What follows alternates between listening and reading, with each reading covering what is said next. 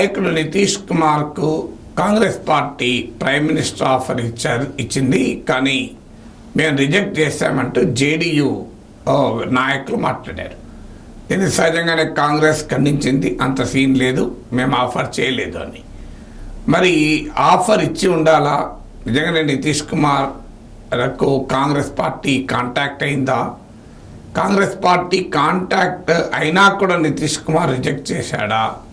నితీష్ కుమార్ చరిత్ర తెలిసిన ఎవరు కూడా ఇది నిజమని అనుకోరు. Congress party prime minister post offer చేస్తే నితీష్ కుమార్ ఒక్క సెకండ్ కూడా ఆలోచించకుండా ఎన్డీఏ నుంచి బయటకు వస్తాడు. బీహార్ ముఖ్యమంత్రి పదవి కొరకే 5 సార్లు బయటకు వచ్చాడు, లోపలికి పోయాడు. అలాంటి వ్యక్తి ప్రైమ్ మినిస్టర్ పదవికి వస్తానంటే ఒక్కరోజు కాదు, 1 గంట సేపు ఇస్తానన్నా కూడా ఎన్డీఏని పక్కకు పెడతాడు. అందువల్ల అలాంటి నితీష్ కుమార్ అట ప్రైమ్ మినిస్టర్ ఆఫర్ ఇచ్చినా కూడా నా నిబద్ధత, నేను ఎన్డీఏకి కట్టుబడి ఉంటాను, 5 ఏళ్ళ దాకా ఉంటాను అని అంటాడని నేను అనుకోను. మరి ఆయన ఎందుకు ఈ మాట చెప్తున్నాడంటే బీజేపీ నేతలకు నితీష్ కుమార్ పైన హయ్యెస్ట్ అనుమానం ఉంటుంది. ఆ తర్వాతే చంద్రబాబు నాయుడు పైన అనుమానం. మొదటి అనుమానం నితీష్ కుమార్ పైన ఉంటుంది. ఎందుకంటే చంద్రబాబు నాయుడు మిత్రపక్షాలను మార్చిన మాట నిజం. అది లాస్ట్ టైం 2019లోనే మోడీ చంద్రబాబు నాయుడు నేను సీనియర్ అంటే దాన్ని కౌంటర్ చేస్తూ మాట్లాడంలో మిత్రుల్ని మార్చడంలో మీరు నాకన్నా సీనియర్ అని మోడీ విమర్శించారు కూడా. అందువల్ల చంద్రబాబు నాయుడు కన్సిస్టెంట్గానే బీజేపీతో ఉంటాడు అని బీజేపీ ఏమీ అనుకోదు. కానీ నితీష్ కుమార్ విషయంలో ఇంకా అసలే అనుకోదు.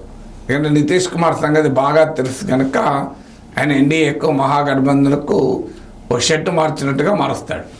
అందువల్ల బీజేపీ నేతల కాన్ఫిడెన్స్ పొందటానికి ఆయన ఈ మాటలు జేడీయూ నేతలతో అనిపించి ఉంటాడు. ఎందుకంటే పార్లమెంట్లో కూడా మోడీ అభ్యర్థిత్వాన్ని సమర్థిస్తూ మాట్లాడినప్పుడు నితీష్ కుమార్ భక్తి ప్రవృత్తులు చూస్తే మనకు డౌట్ అవుతుంది. అంటే తనను ఎక్కడ అనుమానిస్తారనేమని ఆయన ఎక్కువ ఓవర్ యాక్షన్ చేస్తున్నట్లుగా కనబడుతుంది.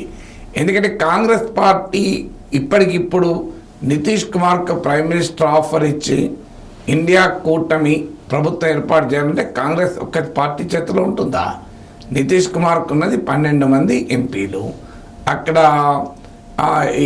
29 మంది, అక్కడ నీకు 29 ఎంపీస్ ఉన్న మమతా బెనర్జీ ఉంది, 37 ఎంపీస్ ఉన్న అఖిలేష్ యాదవ్ ఉన్నాడు.